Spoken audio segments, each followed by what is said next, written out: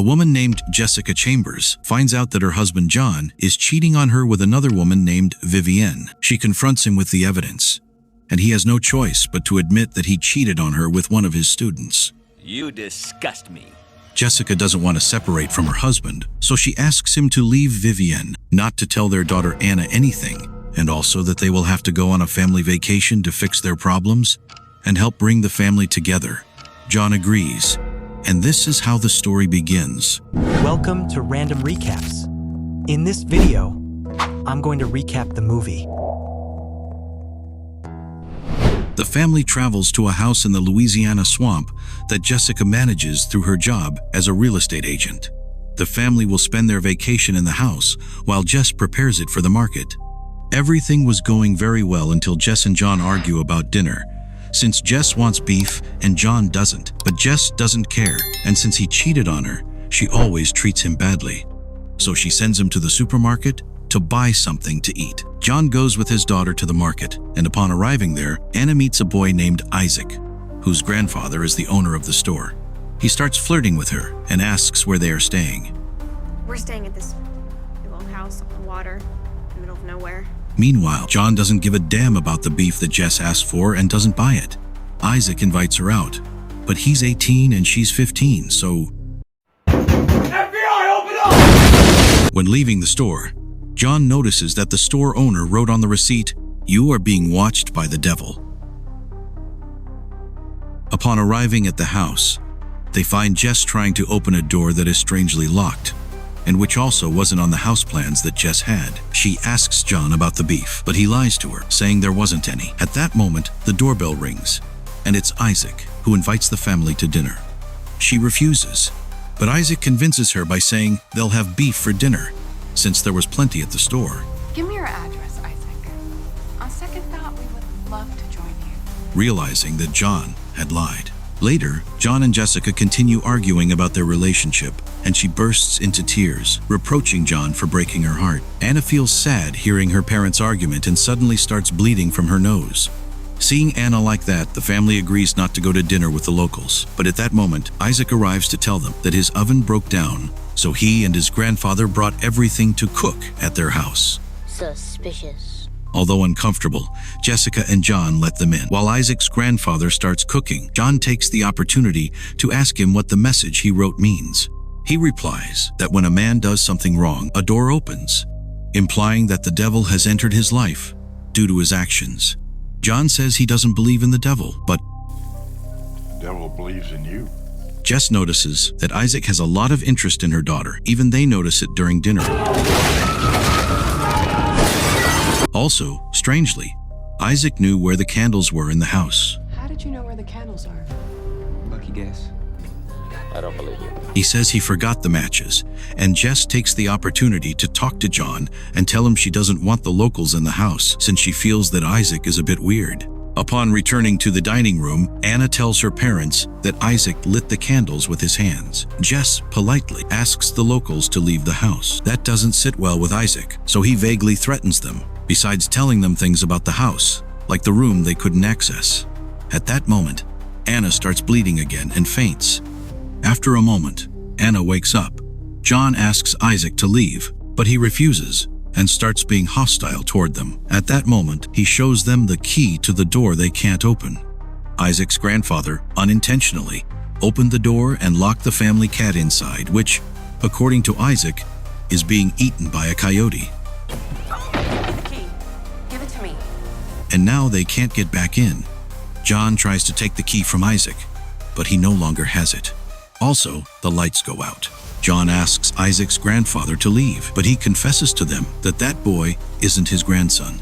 The family tries to open the door while hearing the cat being hurt. Isaac blows out the candle, and the lights come back on, and he tells John that the key is in his pants. When he's about to open the door, Jess stops him because of the fear she has of whatever is inside there. John doesn't care and tries to open the door, but Isaac says, Damn, I must have brought the wrong key. Come on!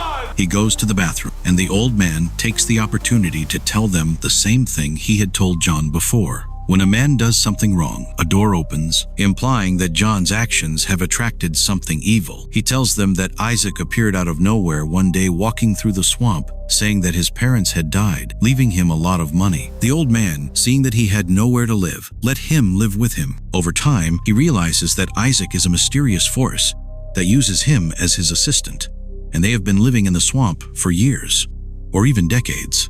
The old man says he'll play music to prevent Isaac from hearing what he's going to tell them. But when he plays the record, a conversation between John and Vivienne is heard, implying that John didn't listen to Jess and actually never planned to end things with Vivienne. The old man says that the recording is probably a trick by Isaac, although it seems real. John says that what he told Vivienne was a lie, but Jess doesn't believe in nonsense. You're a piece of shit. So she asks for a divorce and throws the ring at him. At that moment, Isaac arrives laughing as if nothing happened with the cat, which didn't get hurt. John doesn't believe the old man's stories and thinks that Jess planned everything with Isaac and the old man to torture him.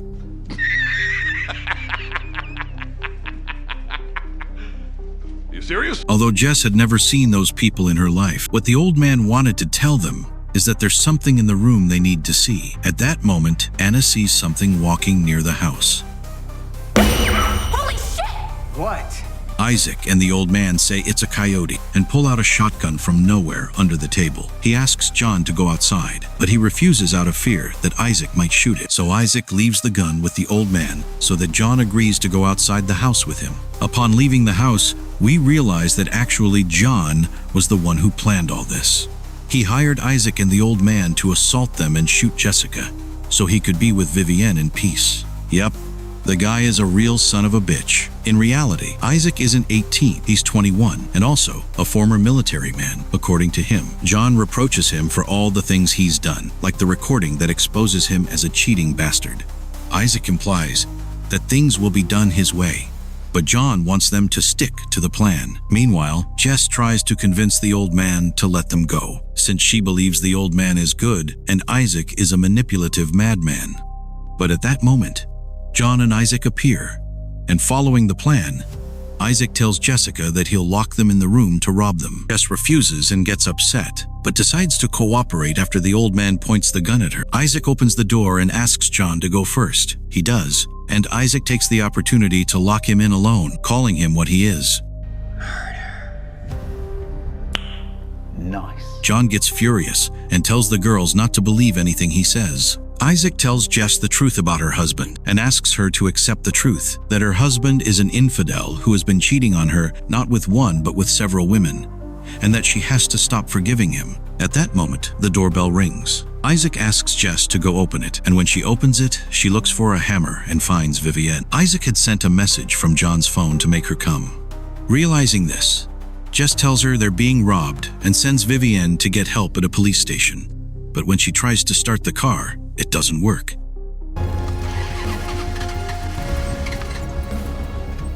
John furiously asks Isaac to open the door, and he tells him that his only way out is the closet. He obeys, and when he opens it, a coyote attacks him. Know your fucking place, trash. Vivienne realizes she's trapped in her car, and at that moment, the old man arrives with Anna, forcing her to pour gasoline on the car to burn Vivienne. Jess refuses to let Anna do it, so she pours the gasoline on the car herself, so that the old man can burn it later. While the old man is distracted, Jess tells her daughter to run while she hits the old man with the hammer. Since the old man doesn't have the car keys, she gives the gun to Anna in case she sees Isaac, and goes into the house to find him and take the car keys from him. Jess hears John screams as he's being eaten by the coyote. John tells Jess to tell his daughter that he loves her before continuing to be devoured by the coyote. Isaac appears behind Anna and tells her that he thinks she's a good and pure girl who deserves better parents. My parents love me. Parents who truly love her. He offers to go with him to disappear into the swamp. When he gets distracted, Isaac takes the gun from her and ties her to a boat to kidnap and marry her. When Jess arrives, Isaac confesses that her husband hired them to kill her, but he realized that the one who truly deserved to die was him and not her. Isaac gets distracted, and Anna takes the opportunity to spray him with pepper spray. Jess manages to take the gun and, without thinking much, shoots him. Jess asks him who he is, and he confesses that he sees himself as a moral compass that corrects people when they take the wrong path. He and the old man built that house for anyone who commits a terrible sin. He also confesses that he has lived for many centuries and has been in hell, but he's not sure if he's a demon or an angel, or maybe just a very confused boy. Although Jess just thinks he's crazy. You're insane. With no other choice, Isaac lets Jess and Anna go, giving them the car keys so they can escape. Jess and her daughter run to the car and drive to a police station. Jess explains what happened to the officer, but the officer tells her that there's no house in that place. When Jess tries to find evidence on her phone, there's no information about the house anywhere. Jess tells her that what she's saying is true and asks the officer to take her to the house's address. The officer agrees and takes her there. But when they arrive, there's no house, just the swamp. Jess is in shock and has no logical explanation for why the house is no longer there. While walking, she realizes that the ring she had thrown inside the house is on the ground. She decides to stop trying to convince the officer and asks her to take her to the station. On the way, the officer confesses that she's not the first one to tell her things about a house, so she asks her to open the glove compartment, where she finds a camera that was in the house with a recording where Isaac tells her. We're right behind you, ma'am. Isaac and the old man appear in the truck behind them. The officer stops, and Jess sees them pass by safe and sound as if nothing had happened to them.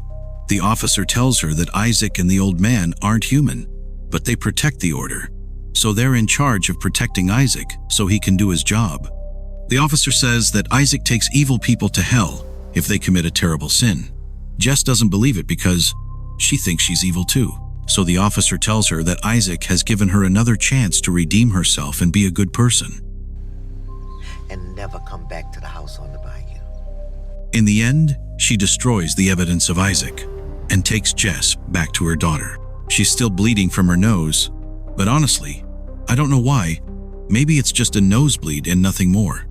And that's how the movie ends.